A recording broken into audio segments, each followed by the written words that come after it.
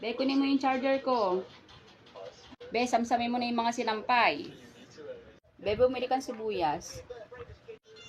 Bebe, ibili mo nga ako ng shampoo, be, tsaka cream silk. Be, bumili kang asin. Be, bumili kang joy. Be, maghugas ka na. Be, magsahin ka na. Parating na si mama. Anong oras na?